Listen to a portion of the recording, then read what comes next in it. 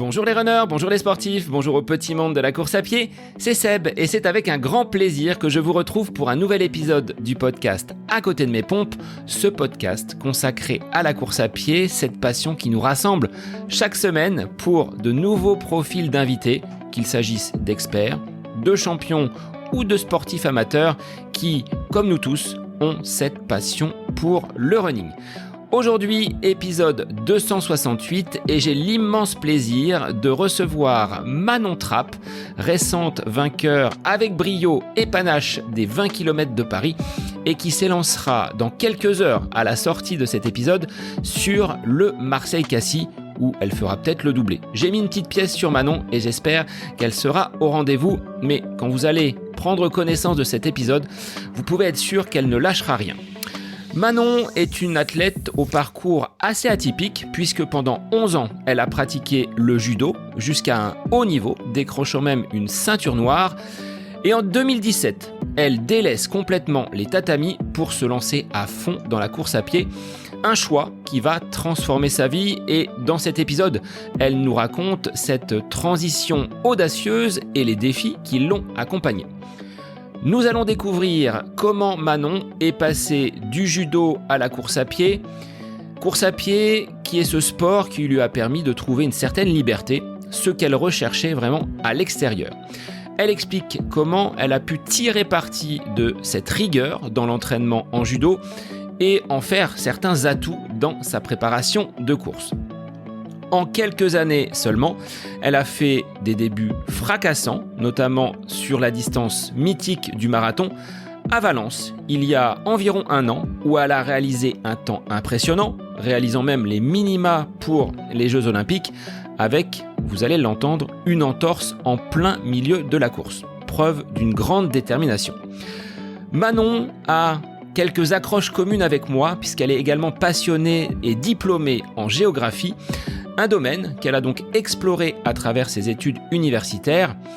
Durant son master, elle est même allée au Kenya, mêlant plaisir de la course à pied et recherche sur le terrain pour voir un petit peu comment on peut s'engager dans l'environnement, dans le tourisme, à travers ces stages qui existent aujourd'hui au Kenya.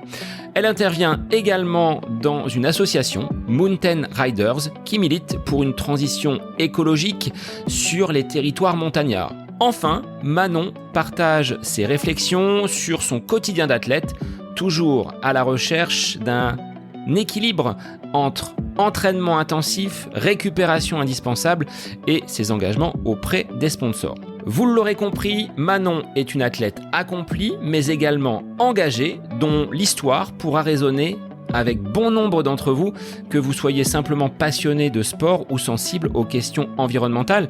Et peut-être que parmi vous, certains, comme Manon, ont géré un changement de sport. Alors j'ai hâte, moi, de connaître vos histoires. Venez en discuter sur les réseaux.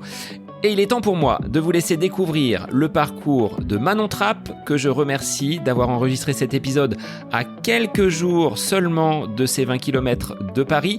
Du judo à l'épopée marathon, c'est le nouvel épisode du podcast À côté de mes pompes pour lequel je vous souhaite une très belle écoute. Bonjour Manon, sois la bienvenue sur le podcast À côté de mes pompes. J'ai la chance de recevoir une athlète qui, comme moi, aime la géographie. Alors tu n'as pas encore basculé dans l'enseignement, peut-être que ça viendra, mais tu as encore de très longues années de course à pied devant toi. Et on va découvrir que la course à pied n'a pas toujours été ton sport de prédilection. Mais tout d'abord Manon, je te souhaite la bienvenue sur le podcast et je vais te laisser te présenter. Bonjour, merci beaucoup de m'avoir invitée. Oui, moi je m'appelle Manon Trapp et voilà, je suis athlète de haut niveau en course à pied. Athlète de haut niveau en course à pied, on va y revenir tout à l'heure, ça n'a pas toujours été ton sport de prédilection, c'est quelque chose qui est quand même récent par rapport à ton existence. Ouais, en fait j'ai commencé en septembre 2017 réellement à courir. Donc oui, ça fait pas. J'ai fait plus d'années de judo que de course à pied actuellement, alors qu'aujourd'hui, c'est vrai que ça occupe 99% de mon temps, ce quotidien de sportif de haut niveau. Mais oui, du coup, j'ai fait 11 ans de judo avant et en compétition et j'ai obtenu la ceinture noire. Et après, voilà, j'avais besoin quand même un peu de changement et bah comme on pourra en reparler après, c'est vrai que moi j'avais besoin de me dépenser aussi à l'extérieur, d'être à l'extérieur et voilà, j'avais envie de trouver aussi un sport d'extérieur et et puis voilà, j'avais l'habitude de faire des footings de temps en temps et enfin j'adorais ça donc je me suis dit voilà pourquoi pas essayer de d'approfondir ce sport et de m'y mettre à fond comme je m'y mettais au judo et bah me voilà aujourd'hui ce sport m'a vraiment séduit donc j'en ai fait aujourd'hui on peut dire mon métier. Alors les personnes qui t'ont accompagné sur le plan du judo, est-ce qu'ils n'ont pas des regrets de ne pas t'avoir vu continuer et peut-être performer? Parce que comme tu l'as dit, ceinture noire, des belles performances sur les tatamis. Aujourd'hui, tu brilles avec les baskets aux pieds. T'as pas de regret d'avoir abandonné ce sport au profit de la course à pied? Non, non, bah, je pense qu'en fait, pour moi, j'avais fait le tour. Et après, il s'agissait un moment, en fait, comme je commençais à avoir un peu de niveau, d'aller en pôle espoir pour justement continuer à progresser. Et en fait, moi, je voulais pas être en internat et voilà, partir dans un internat, dans un endroit qui me plaisait pas tant. Et du coup, je me voyais pas continuer comme ça. Et bah en fait je le voyais de manière positive voilà c'est l'occasion de d'aller voir autre chose et puis c'est ça pour moi il y a tellement de sports super que je me suis dit bah voilà j'ai fait le tour du judo maintenant je vais explorer un autre sport et en plus ce que j'appréciais aussi c'est le fait que c'était vraiment enfin ça enfin, la course à pied c'est un sport vraiment libre on y va quand on veut on n'a pas de limite voilà je savais qu'aussi avec les études mais en fait c'est bien plus facile de caser un footing que d'être à l'horaire de l'entraînement pour m'entraîner avec mes partenaires d'entraînement donc c'est aussi cet aspect de liberté et de pas avoir en fait de contraintes ni de limites c'est de pouvoir m'entraîner quand je veux qui m'a aussi aidé du coup à pouvoir c'est ça concilier en fait le sport et les études. Au-delà de certaines prédispositions que tu devais avoir sur le plan de la course à pied, sur le plan de l'endurance, sur le plan du cardio, est-ce que tu as quand même gardé des modes de fonctionnement du judo, cette rigueur que l'on doit avoir dans ton entraînement et dans ton activité en course à pied aujourd'hui?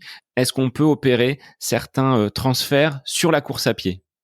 Oui, bah, c'est sûr qu'en tout cas, la rigueur, ça c'est en fait, j'étais plutôt à ce moment-là au collège et début lycée et moi, enfin, ça m'allait pas trop de passer ma journée assise sur une chaise et puis après, bah, rentrer et puis plus rien. Enfin, j'avais besoin c'est ça, je trouvais un peu le sens aussi à ma vie dans le sport. Et j'avais besoin d'être actrice, etc. Et du coup, il fallait que je fasse ce sport, sauf que bah forcément j'avais souvent des horaires bah 8h, 17h30, même des fois il y avait des trous au milieu, donc mais ça me faisait quand même finir tard, mais je voulais absolument faire mon sport après, donc bah en fait oui ça m'imposait d'avoir une discipline parce que je rentrais et direct j'enfilais mon kimono et j'y allais et puis du coup je finissais à 20h 20h30 je rentrais et il fallait faire les devoirs etc et mais en fait voilà pour faire autant de sport et les études à côté il fallait une rigueur une discipline et en fait par c'est cette volonté du coup de faire les deux qui m'a voilà appris en fait la rigueur la discipline et donc oui j'étais toujours très organisée et puis bah pendant les heures de permanence par exemple voilà je m'avançais un maximum sur mes devoirs enfin j'étais voilà toujours très concentrée et puis focalisée sur mes objectifs parce que c'était voilà importance aussi de prioriser ça m'a appris voilà beaucoup de choses. Alors quand tu as basculé vers cette activité nouvelle qui est la course à pied, tu disais avoir fait quelques footings dans un premier temps. Est-ce que ta famille a vu d'un bon œil que tu changes de sport alors que tu tutoyais déjà des belles performances avec le kimono? Oui, parce que ben, mes parents, en fait, de toute façon, ce qu'ils veulent, c'est vraiment mon bonheur, que je m'épanouisse dans ce que je fais, peu importe ce que je fasse. Enfin, ils m'ont toujours encouragée voilà, à faire ce que j'ai envie de faire et puis à aller enfin en fait m'encourager dans mes projets. Si mes projets voilà c'est de le plaisir, bah ils vont m'encourager. Si c'est la performance, ils vont m'encourager. Enfin ils sont pas là à me pousser ou me contraindre et ça je pense que c'est vraiment une bonne chose. Et puis bah quand j'ai décidé de changer, oui ils m'ont accompagné dans ce changement et puis après voilà ils prennent ils ont pris tout ce qui était bon. Enfin ils ont passé aussi beaucoup de bons moments à m'encourager lors des combats, etc. Ils ont beaucoup apprécié aussi cette atmosphère. Mais là, voilà, c'était quelque chose de différent et voilà, on est quand même voilà assez ouvert à la découverte. Et puis de toute façon, tant que, enfin, les valeurs du sport, le sport c'est toujours vraiment des bons moments passés. Donc voilà. Tu étais issu d'une famille de sportifs ou tes parents sont juste là pour t'encourager et t'accompagner dans ce plaisir à pratiquer un sport? Oui, mes parents, ils ont toujours fait du sport. Ils en ont fait quand même pas mal en compétition, mais en squash. Donc voilà, c'est sport de raquette qui n'a pas grand-chose à voir. Mais mais ouais, ils ont toujours fait pas mal de sports, tennis, squash, kitesurf. Et ouais, ouais. Enfin, ça a toujours fait partie de leur équilibre aussi. Ces études que tu mènes après le lycée, donc tu t'es dirigé vers l'université, des études en géographie, tu es aujourd'hui titulaire d'un master en géographie et montagne. Est-ce que c'était là aussi ce besoin d'être tourné vers l'extérieur avec une préoccupation environnementale? Oui, mais je pense que ça vient. J'ai choisi ces études de géographie par rapport à ma personnalité, comme du coup l'athlétisme par rapport à ma personnalité, c'était. Moi, j'ai vraiment une envie en fait de découvrir le monde, de comprendre et d'être, c'est ça, au contact de l'environnement.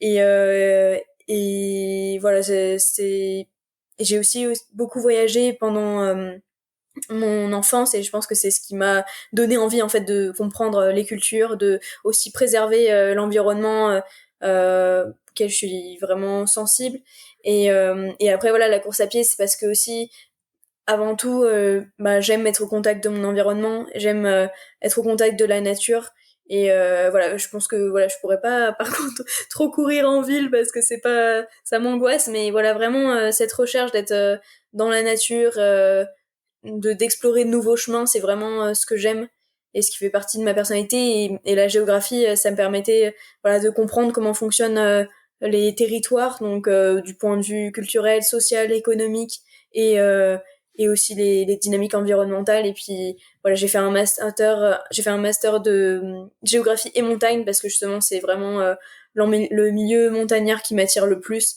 et qui me fascine. Donc voilà, tout est un peu lié.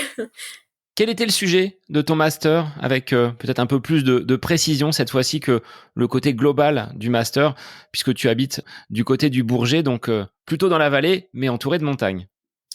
Du coup, bah, durant mon master, enfin, on s'est vraiment concentré en fait sur les enjeux qui touchent les milieux montagnards. Donc voilà. Et dans ce cadre, j'ai fait un premier mémoire sur l'itinérance pédestre dans le massif des Bornes Aravis. Et en fait, j'ai étudié cette forme de tourisme comme tourisme alternatif par rapport au tourisme, on va dire, de masse. Ski, voilà le tourisme un peu traditionnel qui bah, rencontre des difficultés avec la baisse de l'enneigement et aussi la modification des attentes touristiques. Donc voilà ce que j'ai fait parce que bah j'adore l'itinérance à pied, la randonnée donc voilà et puis la montagne donc du coup c'est pour ça que j'avais envie et puis je suis quand même sensible voilà aux enjeux environnementaux, c'est pourquoi j'ai fait mon premier mémoire sur ce thème et et après, voilà, sur des formes de tourisme un peu alternatifs en montagne. Et après, j'ai fait aussi un deuxième mémoire en master 2, donc là encore plus approfondi sur le tourisme sportif au Kenya, à Iten. Voilà, comme et je questionnais en fait, voilà, si cette forme de tourisme qui est de niche, c'est ce qu'il contribue au développement durable. Voilà, au développement est-il durable aussi dans le contexte kényan. Donc ça c'était aussi très intéressant parce que c'est justement un espace géographique qui est quand même très peu étudié. Iten, c'est quand même connu surtout de la communauté de coureurs parce que voilà, c'est un haut lieu d'entraînement connu Et puis c'est là aussi que souvent tous les les meilleurs du monde s'entraînent. Donc c'était voilà, ce mémoire c'était aussi dans la perspective de comprendre cet espace du point de vue de mes études géographiques. Donc c'était hyper enrichissant. De comprendre comment ça fonctionne, et aussi en fait c'était aussi pour concilier avec mon sport, où en fait c'était dans le but aussi de pouvoir faire un stage au Kenya. Donc en fait j'ai fait un stage d'altitude et en même temps une étude de terrain, et bon voilà, c'était très intense, mais vraiment très très enrichissant, parce que maintenant c'est ça, quand je vais m'entraîner au Kenya, j'ai cette compréhension de ce qui se passe sur le territoire, des enjeux humains, économiques, etc. Donc voilà. Qu'est-ce que tu en as tiré comme enseignement? Est-ce que ce tourisme, on voit beaucoup de sportifs, tu l'as dit, hein, de champions français qui partent s'entraîner. Là, on est au moment de l'automne, il commence à faire mauvais. Hop, un petit stage du côté du Kenya pour préparer peut-être les courses du début décembre. Est-ce que c'est pour toi une bonne alternative? Est-ce que tu en tires des bénéfices sur le plan sportif, mais sur le plan environnemental, sociétal, qu'est-ce que tu as dégagé comme conclusion? Alors c'est assez compliqué, enfin là je pourrais en parler pendant longtemps, mais après voilà, sur le plan économique, c'est quand même assez, enfin en tout cas il y a le tourisme. En fait j'ai étudié à la fois le tourisme et l'athlétisme, et par exemple voilà, pour l'athlétisme on voit que du coup c'est vraiment les gens se mettent tous un peu, enfin les locaux se mettent tous à l'athlétisme parce ils voient en fait une manne financière assez importante, parce que forcément aller courir des courses en Europe, les primes en fait elles sont assez énormes par rapport au voilà au Kenya en fait, et ça leur permet après de pouvoir vivre longtemps. Mais il y a franchement une forme du coup de précarité assez importante, parce que, et d'inégalité, parce que finalement parmi tous les athlètes qui se mettent à la course à pied, il y en a qu'une petite proportion qui arrive à aller sur le circuit international et pouvoir justement gagner ses primes. Et la grande majorité finalement, elle s'entraîne, elle est à fond, mais en fait elle ne tire pas de revenus sur le moment. Et on pourra d'ailleurs faire aussi des parallèles avec les athlètes, c'est ça, qui sont pas en fait affranchis ce cap de d'athlètes renommés, et qui puissent du coup gagner leur vie. Et ça crée quand même aussi de la précarité, parce que ils peuvent pas, enfin en fait du coup en général la famille investit pour eux en espérant qu'ils arrivent à devenir de grands athlètes, mais quand ça marche pas, il y a pas de revenu qui vient, et ça c'est problématique voilà, dans ce cadre-là. Et après aussi le tourisme sportif, faut pas oublier que c'est un tourisme quand même assez fluctuant, qui dépend aussi de la conjoncture internationale. Par exemple, voilà, pendant le Covid, il y a pas eu de tourisme, et là à Iten ils l'ont quand même senti, quoi, que parce que ça crée quand même une économie locale assez importante, mais qui est, on va dire assez précaire aussi, parce que c'est un peu, enfin par exemple les enfin comment dire, il y a pas forcément des fois des contrats de travail, il y a quand même pas mal de de métiers qui se créent mais qui n'ont pas de couverture sociale entre guillemets. Par exemple, on peut enfin ce qui est assez fou là-bas, c'est qu'il y a des métiers qui se sont développés, comme être lièvre. Et mais là en fait c'est ça, ils ont des demandes comme ça, on leur file un billet par-ci par-là, mais finalement c'est quand même des boulots précaires qui se développent. Pareil pour ce qu'on appelle les boda boda, donc c'est des, on va dire, des taxis en moto. Et voilà, il y a pas mal de jeunes qui finalement vont, au lieu de faire des études ou quoi que ce soit, vont choisir d'être taxi. Mais en fait c'est des billets qui arrivent à droite à gauche, mais qui dépendent en fait aussi de la demande touristique. Donc voilà, il y a quand même une précarité. Et parce que finalement le tourisme en fait là-bas n'est pas suffisamment, on va dire, structuré. C'est un petit peu on va le dire à l'arrache, on profite des opportunités qu'il y a, mais voilà. Donc à voir si. Et après il y a aussi la question de d'un manque de structuration, parce que finalement il y a pas de politique en fait de sportive, il y a pas de politique touristique, on va dire. Donc c'est un petit peu à l'arrache, on va dire, et c'est souvent en fait pour les camps, c'est des étrangers qui ont monté des camps, en fait les hébergements tenus par des étrangers. Donc après voilà, avoir la répartition des revenus, mais souvent finalement c'est quand même contrôlé en fait par ces hébergements. Souvent c'est des binômes quand même autochtones et étrangers, mais voilà, après voilà. Je vais peut-être m'arrêter là, mais bon, c'est il y a des côtés positifs et des côtés négatifs. Et après, voilà, aussi par rapport aussi au côté environnemental, justement, comme il y a quand même des carences au niveau traitement des déchets, parce que là-bas, en fait, les, euh, les déchets sont brûlés, donc aussi s'il y a plus de personnes et qu'il n'y a pas une bonne gestion du tri, là ça va devenir aussi c'est aussi problématique, ça génère de la pollution. Et après là aussi par rapport à l'artificialisation des sols, ça pose aussi problème avec du coup de plus en plus de centres qui se créent et au détriment des terres voilà arables, enfin des terres agricoles. Voilà. Et puis aussi la question, bah, si par exemple environnementale, est-ce que voilà, c'est intéressant de se poser aussi la question.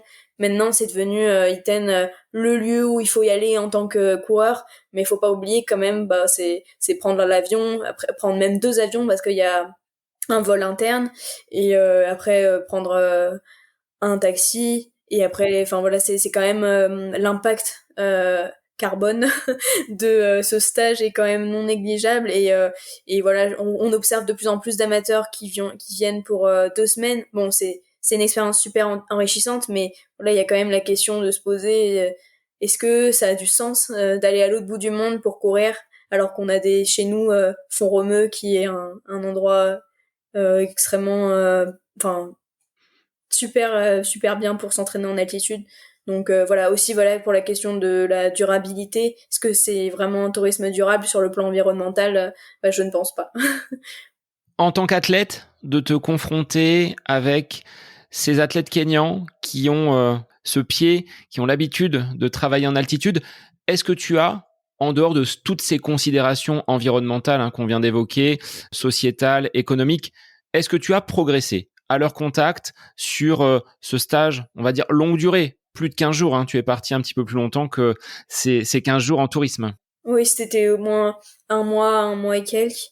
Oui, c'est en tout cas, je trouve que dans c'est plutôt au niveau, enfin ouais, c'est dur de dire que bah en 4 semaines c'est bon, on a progressé de fou. Enfin en fait je veux dire c'est l'accumulation de l'entraînement et ça c'est un stage qui vient aussi voilà explorer aussi l'altitude, mais je dirais pas que voilà toutes mes perfs sont dues à un stage en altitude, non, mais je trouve que c'est enrichissant pour l'athlète, pour voilà de découvrir en fait une autre façon, une autre perception, d'autres façons de s'entraîner, d'autres manières de s'entraîner et de sa relation en fait avec l'entraînement et du point de vue surtout aussi ben mental, parce que nous on est quand même voilà très rationnel et très axé sur le chrono, alors que là c'est d'autres façons plus on va dire instinctives et de courir aux sensations,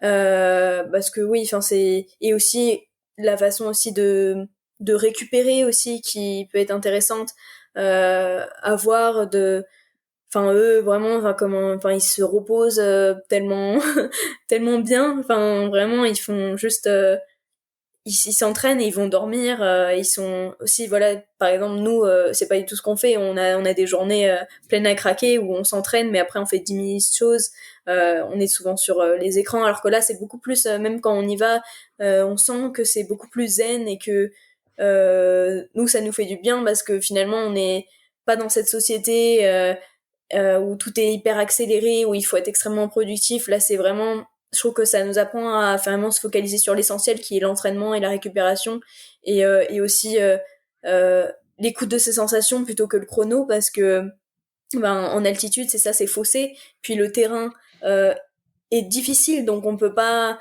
Enfin, sinon on se dirait qu'on est toujours nul, alors que non. Enfin, en fait, il faut prendre en compte, voilà, prendre en compte aussi le contexte, les sensations, et je trouve que ça permet un peu de justement euh, peut-être que l'athlète après il revient un peu plus avec d'autres manières. Peut-être il va repenser en fait sa façon de s'entraîner suite à ce qu'il a pu voir. Et après, voilà, c'est l'aspect extrêmement stimulant de voir autant de personnes s'entraîner à fond. Et voilà, dès le matin, dès l'aube, voir tant de monde. Et c'est super stimulant aussi. Avec peut-être du matériel un petit peu moins conventionnel et moins en état de nouveauté que ce que l'on peut trouver dans les pelotons sur les courses en France. Je pense qu'il n'y a pas des chaussures carbone pour tout le monde et elles ont peut-être des trous parfois ou un amorti qui a déjà été éprouvé, mais ça les empêche pas de courir. Oui, ça, justement, c'est comme je dis, ça nous refait penser à vraiment l'essentiel. Qu'est-ce qui est l'essentiel, en fait? C'est d'avoir, en fait, juste, on peut être fort avec, des équipements lambda, voire, des équipements, aussi, enfin, un peu, détériorés. Bon, après, faut pas aller jusqu'à la blessure et tout, mais je veux dire, finalement, c'est l'énergie qu'on va mettre, la rigueur, et puis, c'est ça, la régularité de l'entraînement. Et voilà, ça permet aussi de pas, enfin, souvent on peut se focaliser sur ce qui est en fait du superflu, alors que voilà, l'essentiel, c'est pas là, c'est la concentration, être motivé, s'entraîner, être ça avec le groupe, c'est aussi quelque chose de plus essentiel, voilà. Mais c'est bien souvent ce que disent les personnes qui ont vécu ou qui participent à des stages au Kenya.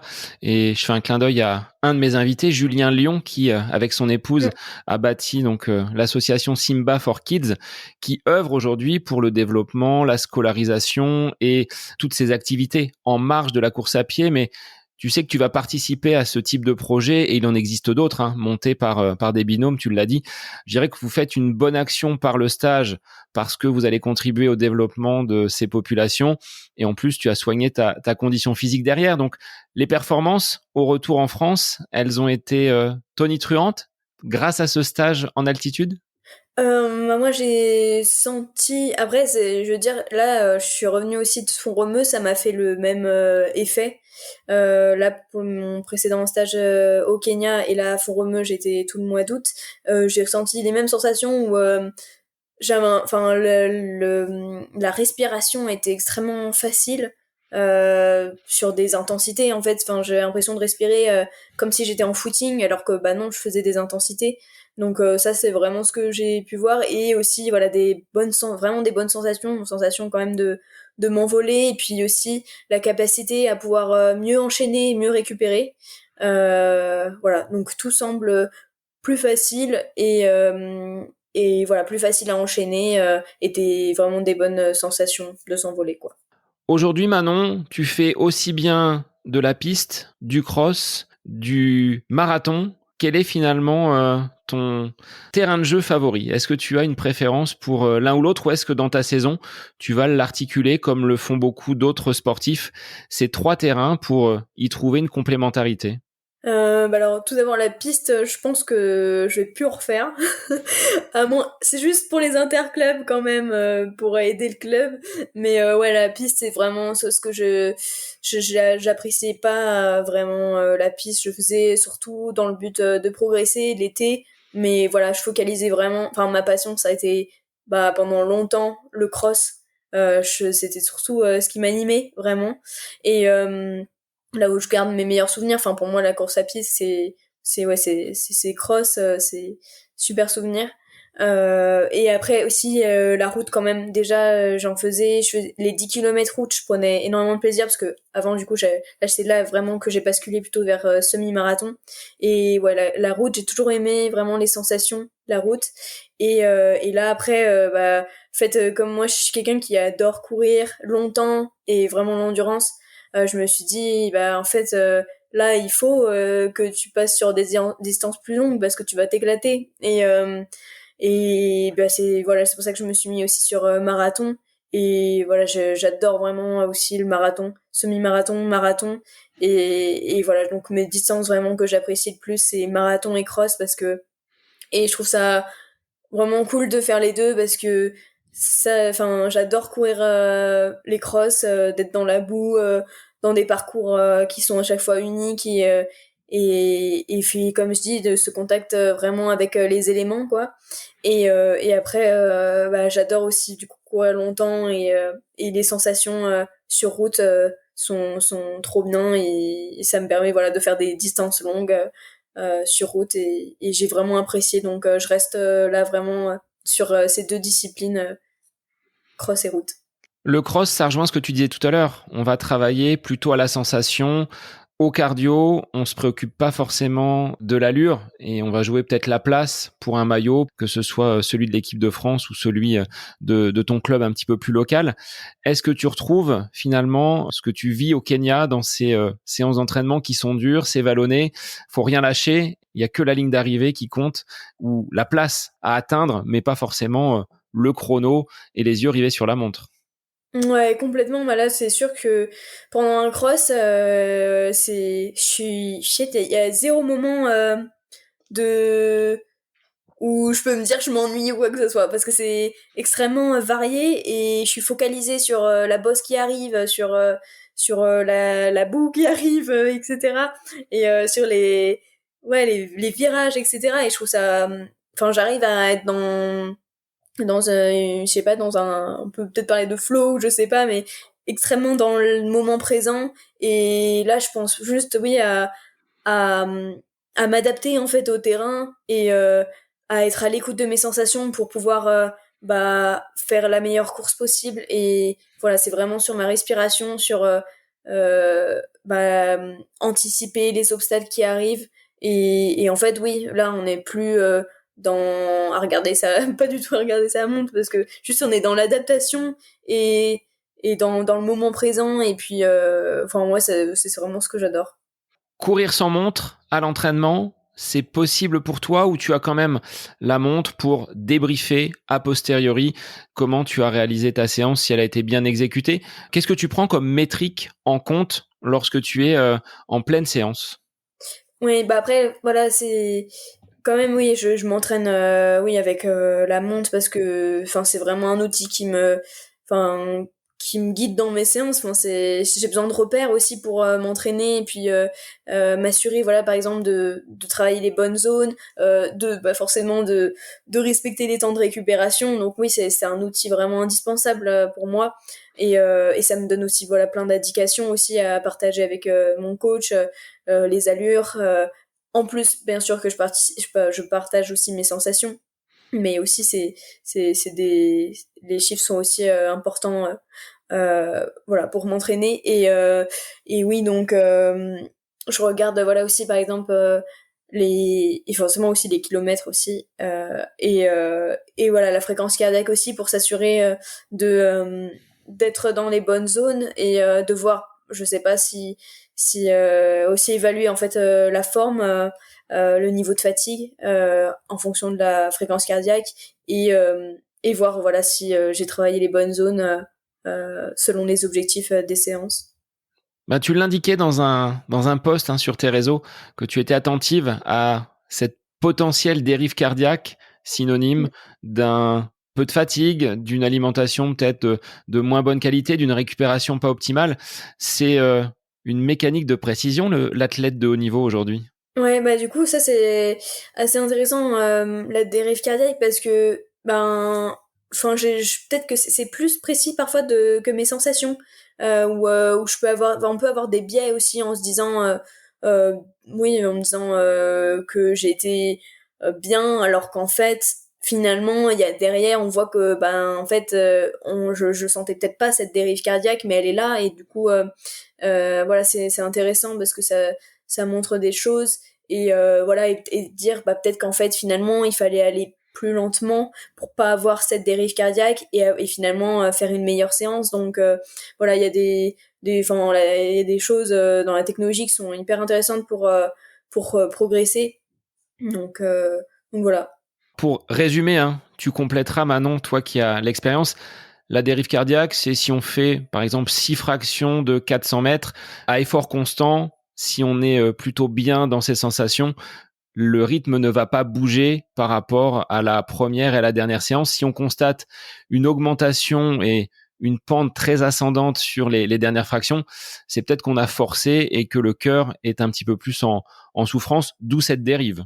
Ouais, et après, finalement, on peut être amené à travailler une autre zone que la zone souhaitée, d'avoir fourni un effort, et donc du coup avoir produit peut-être plus de lactate, de déchets que désiré, et donc derrière, il peut avoir plus de difficultés à récupérer si du coup on en a trop mis, quoi.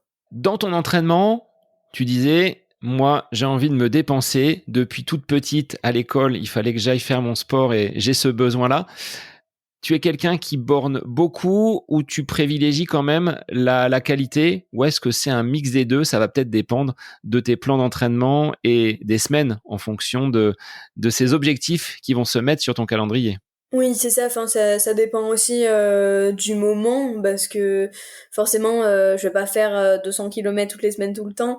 Ça, c'est voilà, la quantité vient surtout aussi avec en période de préparation marathon, et là après en période de cross, ça va être voilà. En fait, c'est en fonction de ce qu'on prépare, mais après voilà, toujours important de garder quand même de la qualité pour pouvoir maintenir la VO2 par exemple.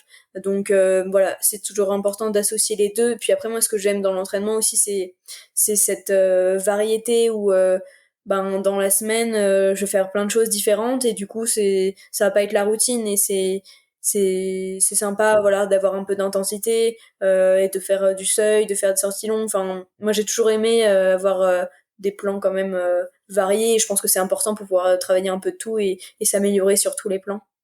Comment ta semaine va s'organiser? Est-ce que tu as des entraînements tous les jours? Est-ce que tu as du bi-quotidien? Est-ce que malgré tout, tu vas quand même tourner sur la piste pour des séances de qualité? Quand tu parles de séances nature, est-ce que tu vas faire un petit peu de dénivelé autour du Bourget ou est-ce que tu restes à plat autour du lac?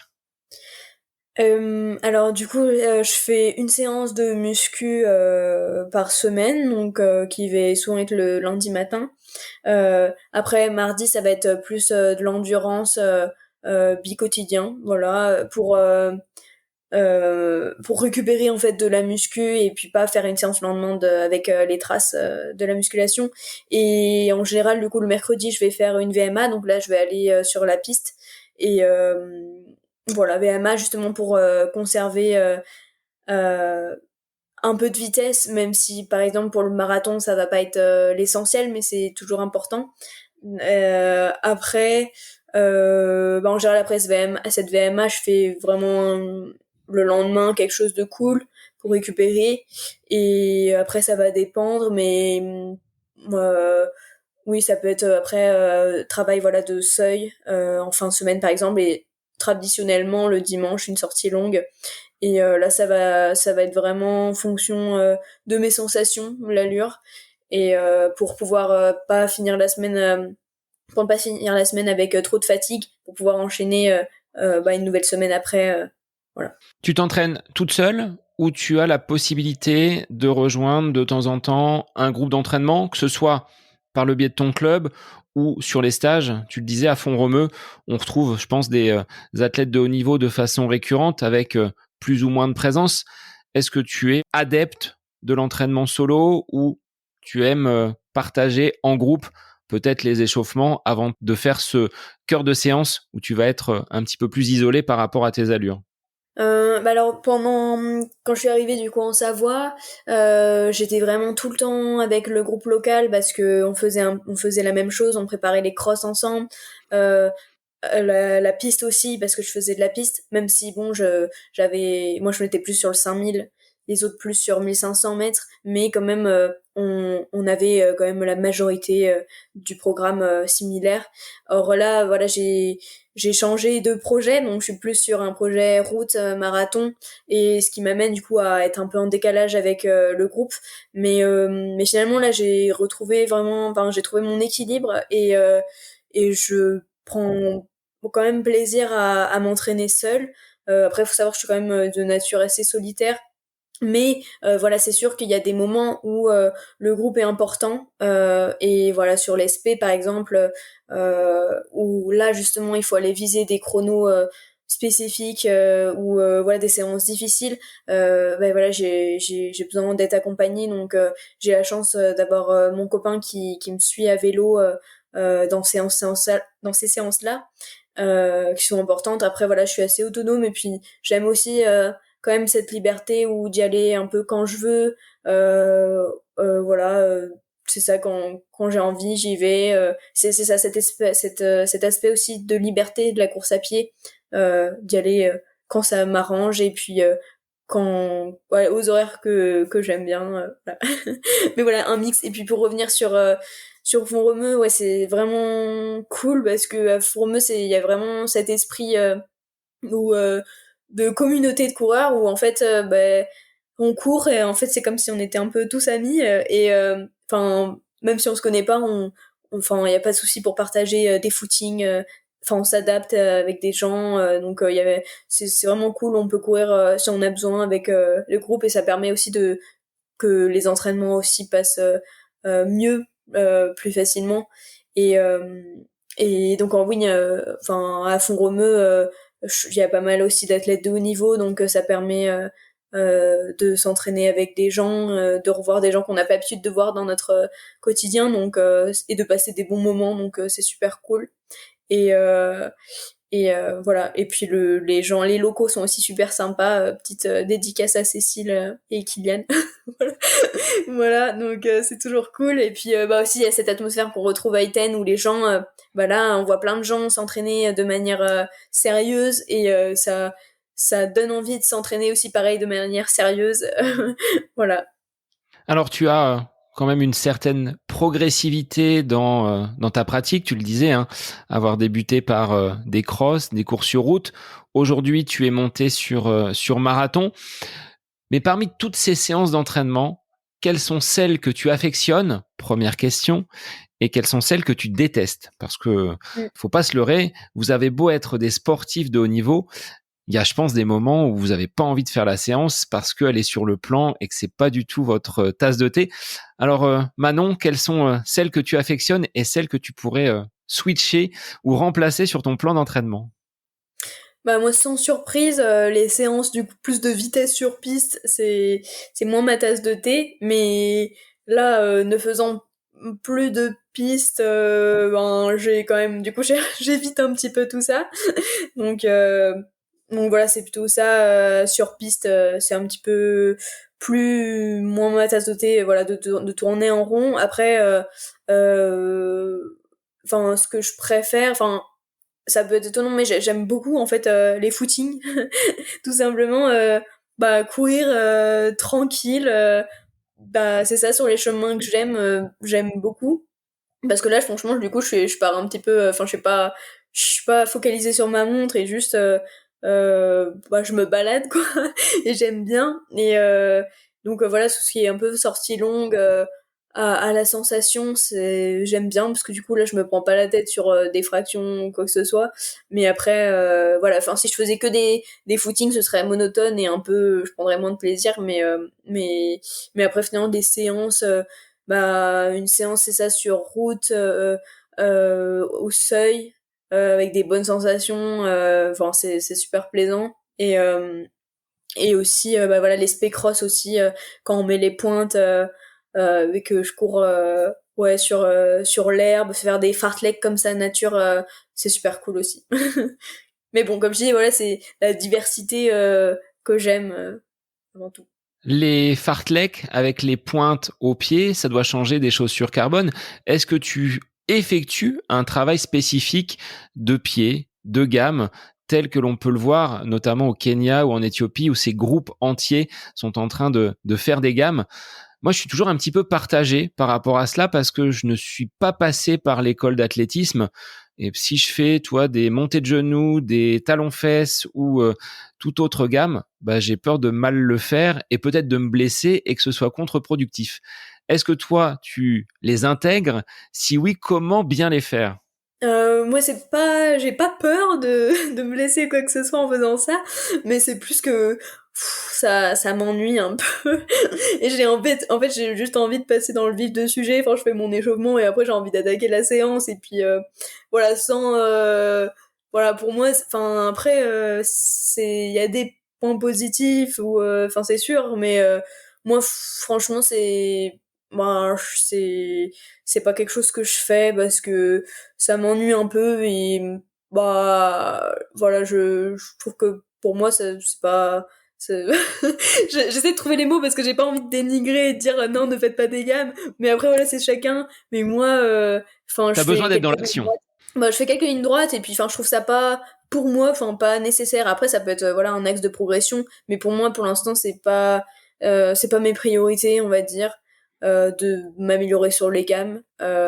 Donc voilà, j'ai jamais réussi. C'est un peu comme le gainage, j'ai jamais réussi à être très constante. Et pour moi, enfin pour avoir des bénéfices, oui, il faut être constant, en faire systématiquement. Et je sais que bah moi ça marche pas avec moi. J'arrive pas à me forcer à faire quelque chose que j'aime pas de toute façon. Donc j'en fais pas. Voilà. Bon, on clôt le sujet. Au moins, ta réponse, elle a été claire. J'aime pas les faire parce que je veux rentrer dans le vif du sujet. Alors, si on rentre dans le vif du sujet du marathon, tu as effectué des débuts plus qu'encourageants sur cette distance mythique avec un premier marathon du côté de Valence en moins de 2h30, 2h25 minutes et 48 secondes, avec quelques particularités au niveau de la cheville. Tu vas y revenir tout à l'heure. Je te laisserai expliquer un petit peu comment ça s'est passé. Qu'est-ce qui a motivé cette envie de monter sur 42 km? C'est ce besoin, cet amour, on va dire, du long, de la borne, du bitume pour pouvoir justement t'exprimer pleinement. Tu le disais, la piste, bon, j'en ai fait le tour. Tourner en rond, c'est pas mon truc. Là, le marathon, tu y trouves ton compte. Ouais, bah en fait, ce qui était en fait difficile, c'est de sortir un peu finalement des croyances et de mon confort en fait d'être avec le groupe et de faire voilà tous les ans un petit peu le même schéma, cross, piste. Euh, et en fait, mais au fond, bah mon cœur me disait que j'allais aimer. Et puis ça restait un petit peu un rêve d'après, en me disant oui, plus tard, voilà, je ferai du marathon. Mais finalement, en fait, il y a eu un élément du coup accélérateur. Ça a été du coup les JO. Et de voir aussi ben, des filles qui ont quasi mon âge se mettre sur marathon aussi. Et moi, bon, en fait, à ce moment-là, je pense que voilà, j'ai on peut pas dire ça un regret, mais peut-être que voilà, j'aurais dû basculer un peu plus tôt sur marathon parce que je savais que j'avais des qualités pour et je savais que c'est ce que j'aime, courir longtemps, etc. Mais voilà, il y avait quand même des croyances qui disaient que voilà, pour être bon sur long, il fallait faire sur le marathon, il fallait faire ses armes sur piste avant, en étant jeune pour développer ses qualités de vitesse, etc. Et il y avait aussi ce moment-là où en fait bah j'avais les études à côté, donc j'avais du mal à penser mon projet sportif en fait long terme. Je pensais pas au JO, juste j'ai pensé peut-être juste un an avant quoi, parce que moi j'étais dans mon truc enfin en fait je voyais j'étais dans mes études et puis je me concentrais sur les championnats qui allaient arriver. Enfin j'étais pas dans cette perspective construire un projet marathon pour les JO, etc. Mais en fait voilà, quand j'ai vu ça et que bah j'étais de plus en plus on va dire lassée par la piste, je me suis dit mais en fait là faut que tu y ailles, fonce. En plus là tu finis les études, et ben t'auras plus de temps pour récupérer, parce qu'en fait quand j'ai vu la charge et la fatigue que c'est de faire une préparation marathon, je me suis dit mais jamais j'aurais pu en fait la faire en même temps que mes études. Donc voilà aussi pourquoi j'ai pas commencé avant, mais j'ai fini les études. Et en fait, voilà, j'ai vu que j'avais pas mal progressé, que je pouvais peut-être prétendre à une sélection au JO.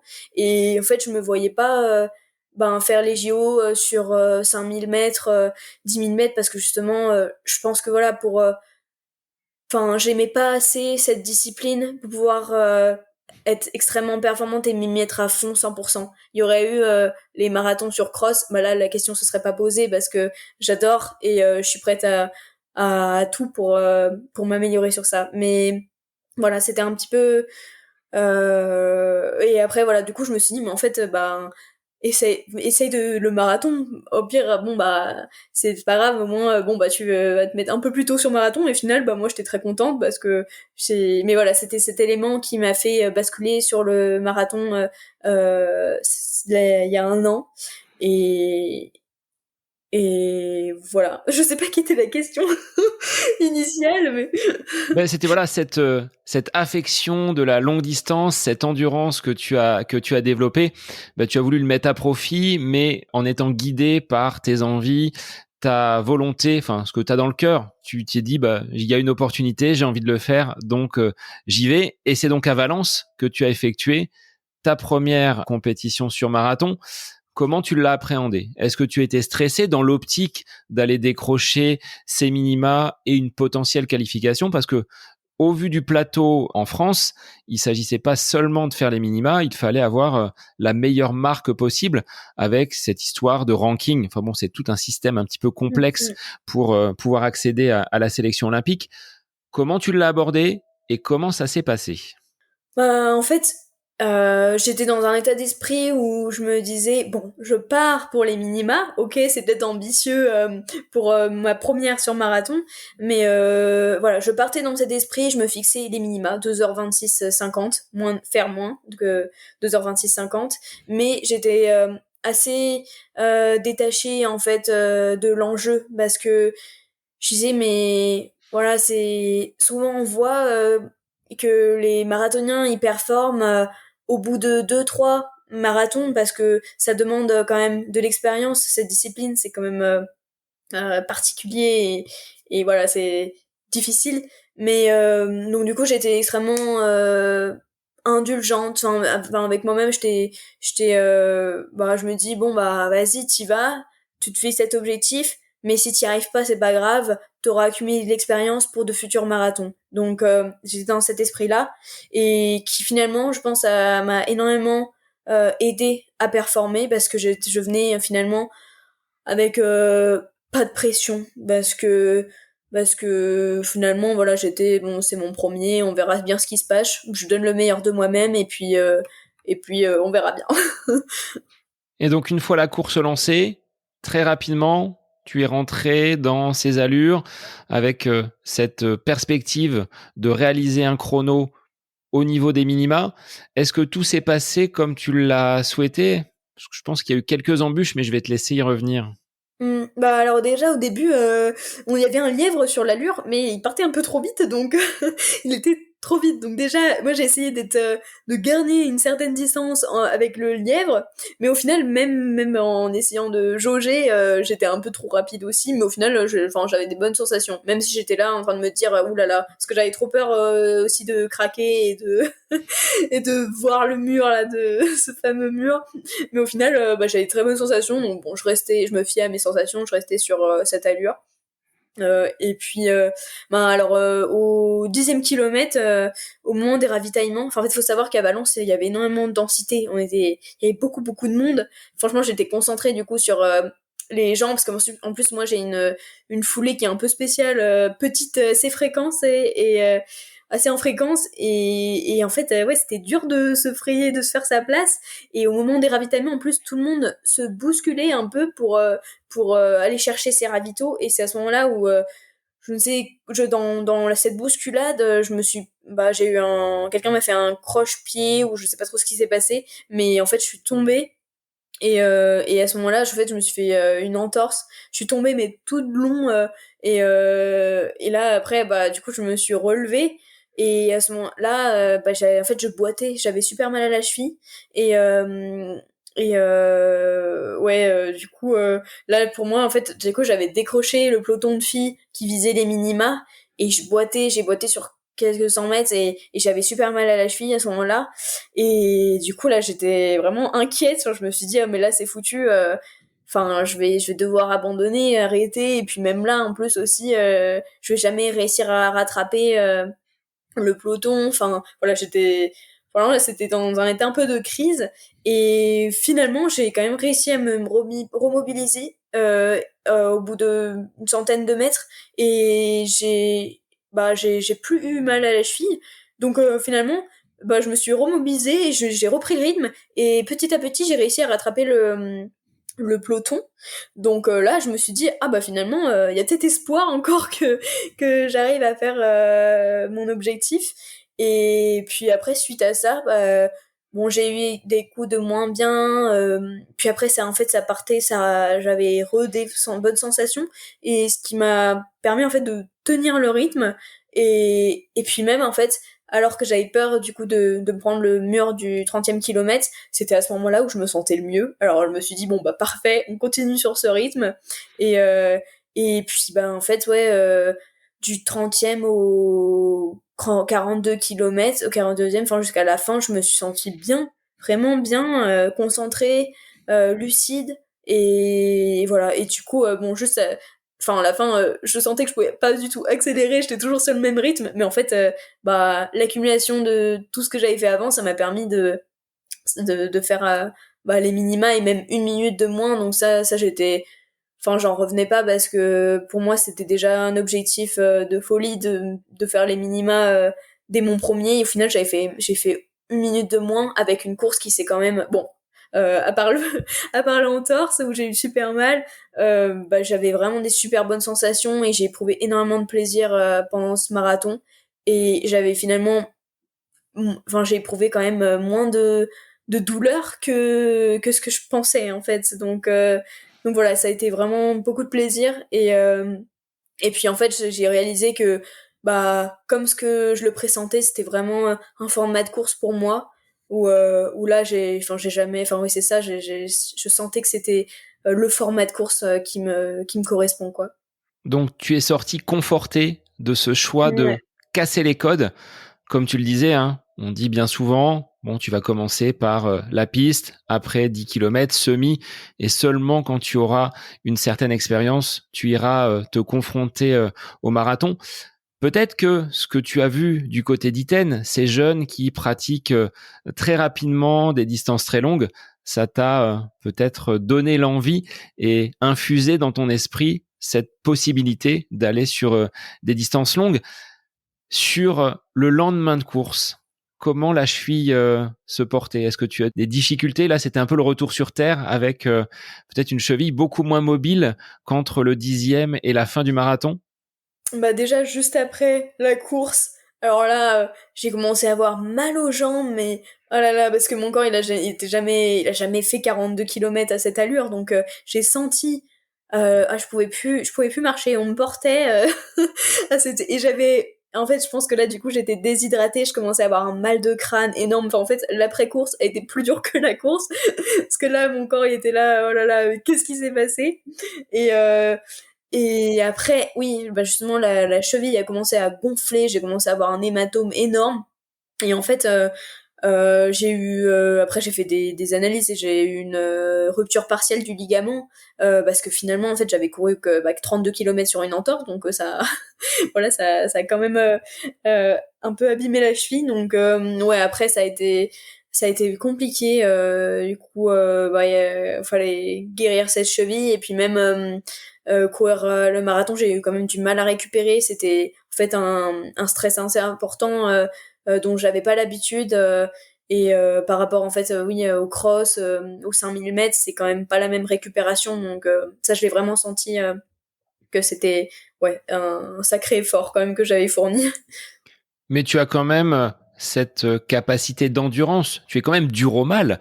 Beaucoup auraient peut-être mis le clignotant et stoppé la course après cette entorse. Tu t'es remobilisé, tu es reparti malgré les douleurs en réalisant les minima. Alors, on peut pas réécrire l'histoire. Là, c'est le prof d'histoire qui parle. S'il n'y avait pas eu l'entorse, peut-être que le chrono aurait été encore bien plus bas. Qu'est-ce que tu en tires là, presque un an après, avec cette belle marque chronométrique pour un premier marathon?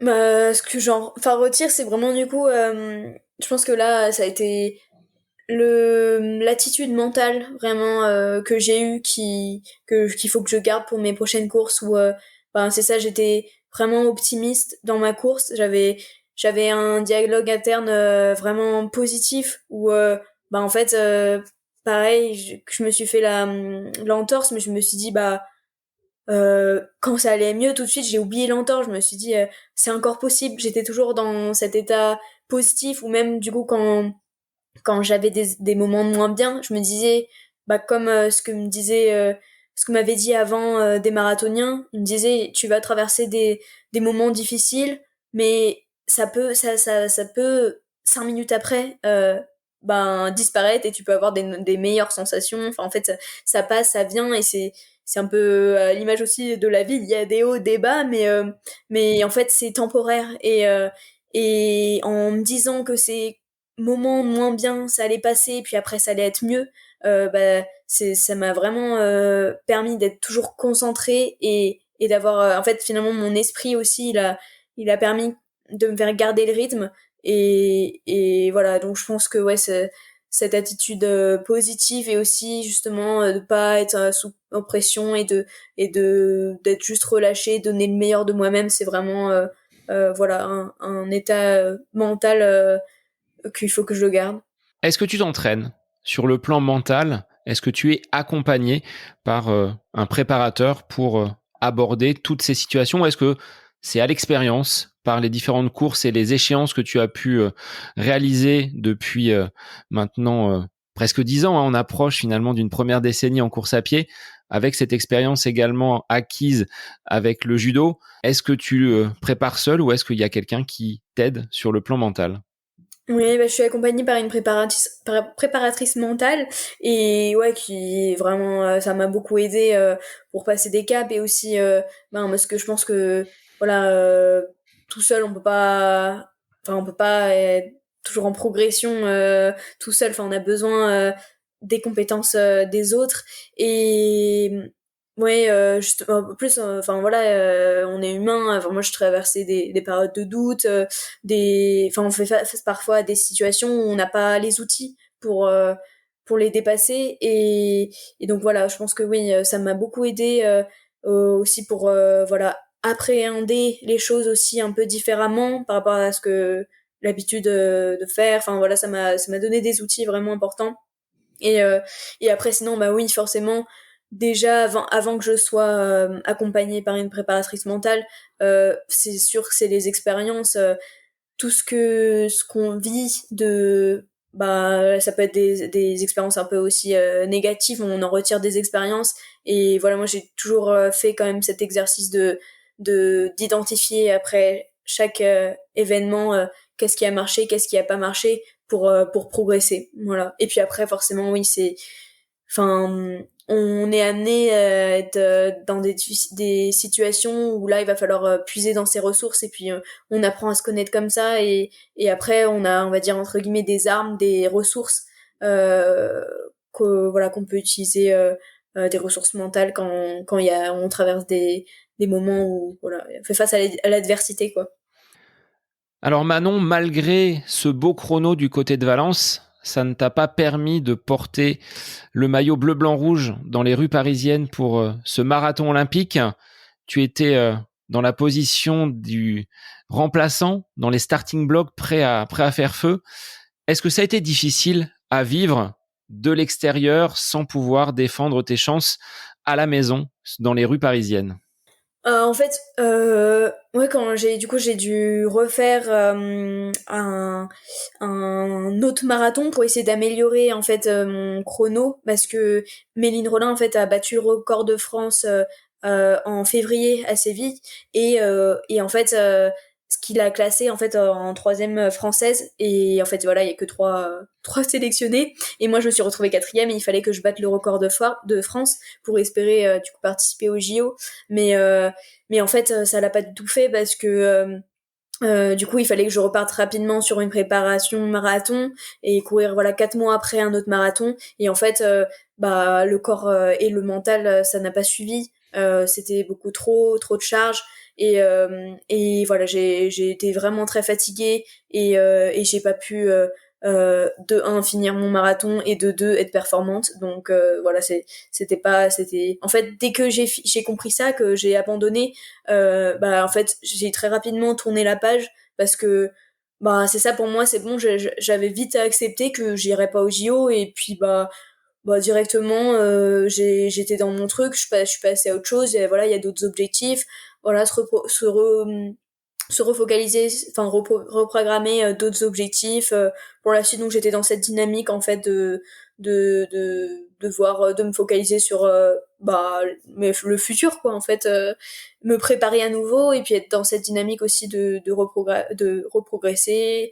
Voilà, donc en fait j'ai suivi les JO, mais enfin forcément ben mon objectif c'est quand même de courir ce parcours qui était atypique. Ça aurait été voilà quelque chose d'assez fou, enfin de participer au JO, c'est sûr, mais je sais pas, j'ai vite je pense que c'est bien, j'ai vite tourné la page et voilà, parce que je suis consciente que je suis encore toute débutante sur le marathon, et j'étais vraiment excitée à l'idée de pouvoir recourir un marathon et de voir jusqu'où je peux aller. Donc voilà, j'étais projetée sur mes futures échéances et j'étais dans ma bulle, dans mon truc, voilà. Mais voilà. Pour 2028, du côté de Los Angeles, tu auras encore des cartes à abattre avec une plus grande expérience, et cette émulation que vous avez entre les jeunes filles qui concourent sur marathon dans l'équipe de France permet d'atteindre ces performances. Ça motive par la même occasion à aller décrocher des chronos et à se battre pour toujours donner le meilleur de vous-même. Oui, c'est ça. Enfin, moi, là, j'ai l'objectif, du coup, d'aller pour l'année prochaine au championnat du monde de marathon. Et c'est vraiment, voilà, l'objectif maintenant. L'année dernière, c'était les JO, mais là, c'est vraiment la sélection au monde. Et là, j'ai vraiment envie de me donner aussi, voilà, pareil, tous les moyens pour y arriver. Et là, voilà, il va falloir, c'est sûr, courir plus vite parce que maintenant les minima pour les mondes sont bien plus exigeants, et en plus il y a cette densité importante chez les Françaises. Donc ouais, c'est quand même stimulant pour là il y a vraiment un défi de se dépasser et de passer un cap sur marathon. Sur le plan de l'entraînement, on l'a vu, c'est des efforts, ça passe également par une récupération qui va être optimisée. Là, on est sur la partie, pour reprendre un terme géographique, la partie visible de l'iceberg, mais il y a tout un tas de paramètres qu'on ne maîtrise pas. Tu le disais, c'est chronophage. C'est quoi le quotidien en dehors de l'entraînement et de la récupération d'une athlète de haut niveau comme tu peux le vivre chaque jour, Manon? Ouais, souvent oui, c'est ça, on peut avoir une image de juste l'athlète, il s'entraîne et il se repose, mais en fait non. Enfin, derrière, faut savoir voilà que un athlète de haut niveau, c'est, enfin moi je le perçois que c'est aussi chef d'entreprise en fait, parce que de sa propre entreprise. euh, Et donc c'est toi le parce produit. que C'est toi le produit de bah l'entreprise. c'est ça. Et puis voilà, c'est assez voilà intense, parce que finalement voilà, je produis de la performance, et aussi je suis aussi, c'est moi qui est la boss entre guillemets aussi. Donc voilà, il y a beaucoup de choses à gérer en fait pour pouvoir faire tourner un peu mon activité et donc la partie un peu immergée de l'iceberg, voilà, invisible, c'est tout ce qui est aussi voilà la communication aussi. On prend entre les entraînements, on prend du temps pour poster sur les réseaux sociaux, faire des podcasts comme maintenant, enfin voilà, donc faire des shootings photos, communiquer sur ses sponsors, ses marques qui accompagnent. Il y a tout ce qui est voilà la gestion des partenariats, création et entretien de partenariats. Euh, ouais, aussi tout ce qui est organisation des stages, des déplacements en compétition qu'il faut programmer, ça prend aussi du temps. Et la partie administrative, donc la gestion de son entreprise, la partie voilà, faire des notes de frais, essayer de créer des dossiers, et puis après aussi ce que souvent on ne voit pas, donc c'est voilà la gestion des crises aussi, parce que il peut y avoir l'arrivée d'une blessure, le changement de coach, etc. C'est quand même des choses voilà qui ne sont pas négligées, qui sont impactantes du point de vue aussi émotionnel qui est quand même quelque chose qu'on doit gérer en fait dans le quotidien d'un athlète. La quête d'un sponsor, c'est comme un marathon. Il faut prendre son bâton de pèlerin et aller chercher les opportunités. Ce sont des personnes qui sont dans ton entourage, je dirais, géographique, où ça dépasse le cadre finalement de la simple région et de ton lieu d'habitation. Oui, oui, c'est les sponsors, les partenaires, oui, ça peut être à n'importe quelle échelle. Euh, Enfin, oui, c'est assez multiscalaire parce que oui, on peut très bien aller voilà entretenir des partenariats avec des entreprises locales que nationales. Et après, bah, par exemple, pour les marques aussi d'équipementiers, voilà, des marques internationales. Alors Manon, aujourd'hui, tu es athlète de haut niveau, tu le disais, aimer t'entraîner soit le matin, soit l'après-midi, être un petit peu à la sensation et avoir cette liberté. Est-ce qu'aujourd'hui, parce qu'on peut dire que c'est un métier d'être athlète de haut niveau, est-ce que tu es pleinement épanoui? Bah moi franchement oui je suis épanouie dans le sens où j'aime bah déjà je fais ma passion donc c'est trop bien enfin et puis c'est aussi être voilà c'est ça aussi comment dire indépendante dans le sens où bah c'est moi qui m'organise enfin ça être un peu bah chef de son entreprise comme je dis c'est moi qui m'organise au jour le jour, enfin qui crée mon emploi du temps avec ben quand même en veillant à accomplir toutes les tâches justement d'athlète de haut niveau.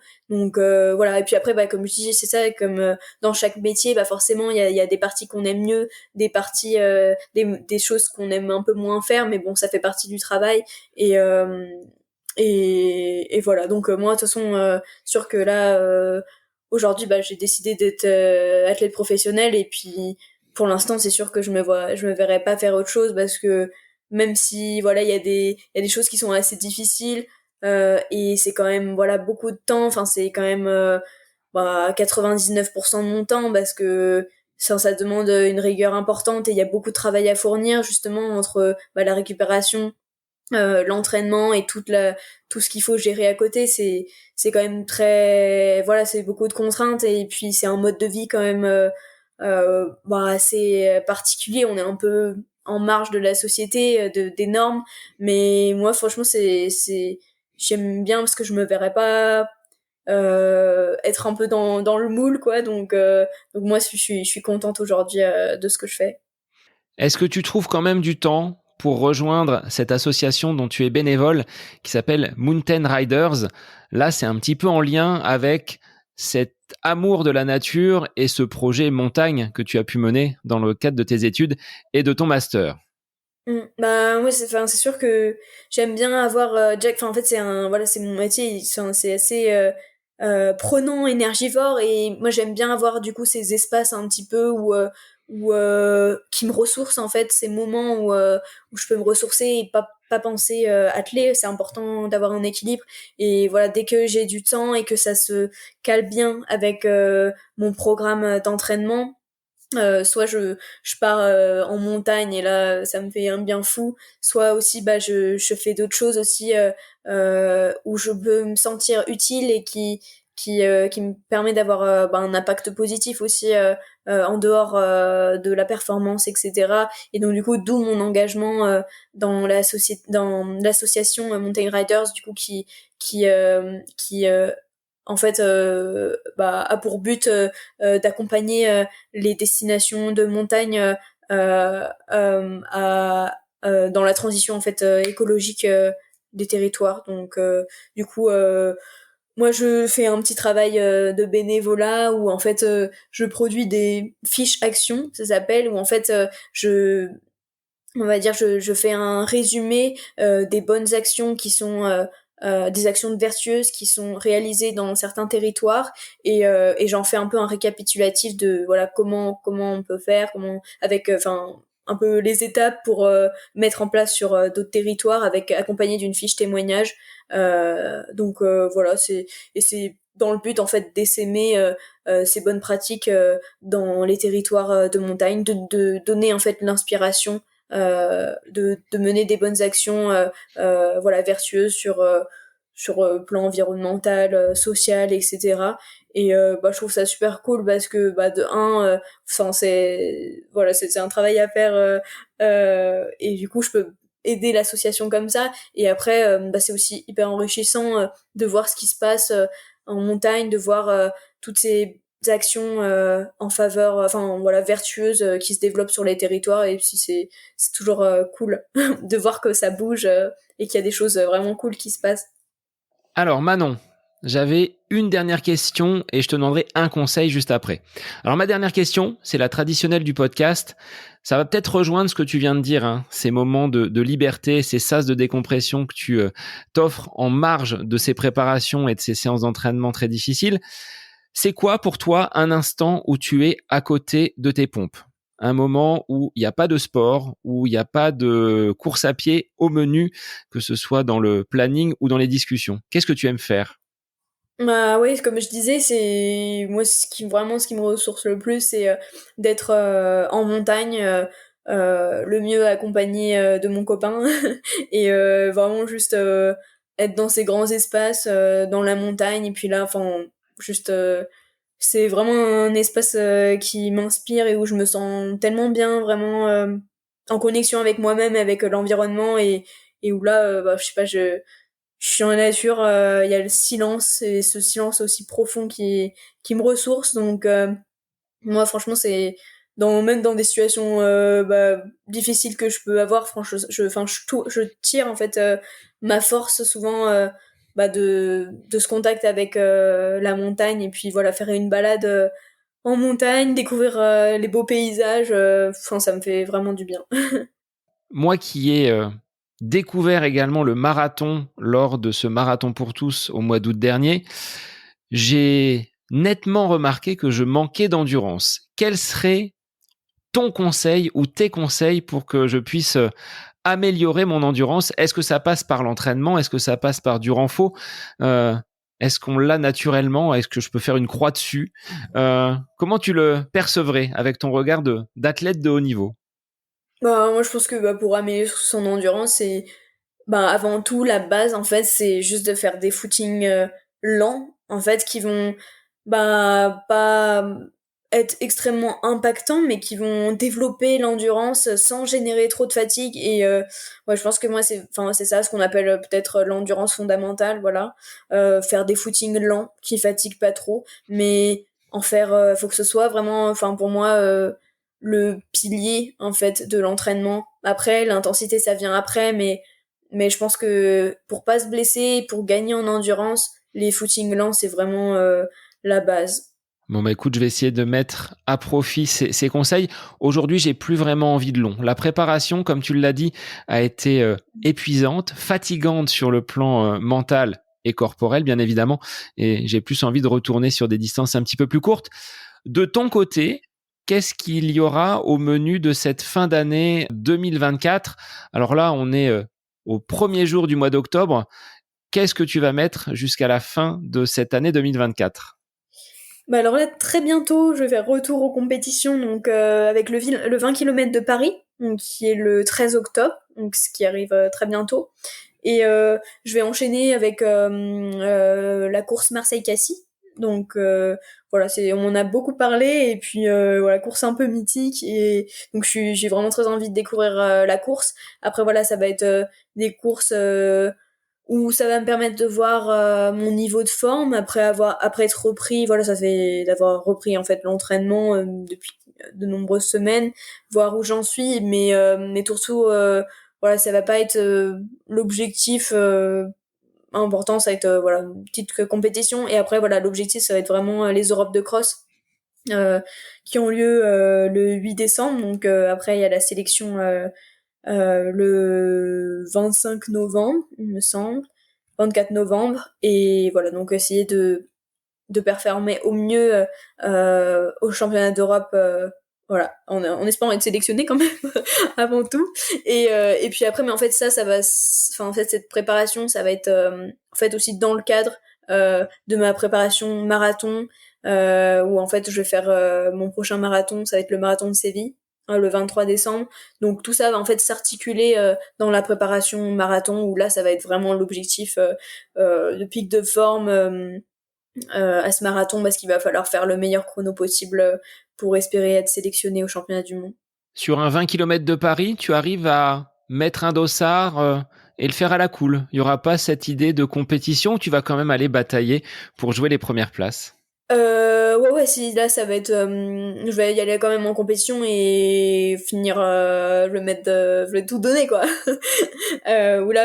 Mais enfin quand j'avais fait plutôt des compétitions cet été, là c'était vraiment plaisir, mais là j'ai envie de retourner à la compétition et de me dépasser, de voir ce que ces semaines d'entraînement, voilà, ce stage en attitude peut donner. Donc ça va être aussi un repère, et oui là j'ai envie vraiment de performer.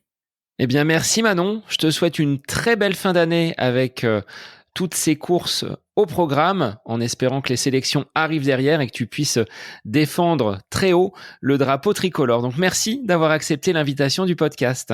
Merci beaucoup. Et pour les auditeurs, eh bien, je vous retrouve dès la semaine prochaine pour un nouvel épisode du podcast À côté de mes pompes. Bonne semaine à vous. J'espère que cet épisode avec invité vous aura plu. Je vous remercie infiniment de votre écoute. Pour faire remonter le podcast dans les classements, je vous invite à laisser une petite évaluation sur Apple Podcast, 5 étoiles, un petit commentaire. Ça me fera énormément plaisir et vous permettrez au podcast d'être remonté, diffusé, déployé sur ces différentes plateformes de façon plus importante encore qu'il n'est actuellement. Et puis je vous invite à me retrouver sur les différents réseaux, Facebook, Instagram. Laissez votre petit message, votre commentaire, ça me fait plaisir d'échanger avec vous. Si vous avez des questions, si vous voulez échanger sur quelconque sujet en lien avec la course à pied, mais pas que, parce que le sport c'est une philosophie de vie et c'est une passion qui nous anime de façon commune, donc n'hésitez pas à venir échanger avec moi. Sur ce, je vous souhaite une bonne fin de semaine, un bon week-end et je vous dis à la semaine prochaine pour un nouvel épisode du podcast À côté de mes pompes.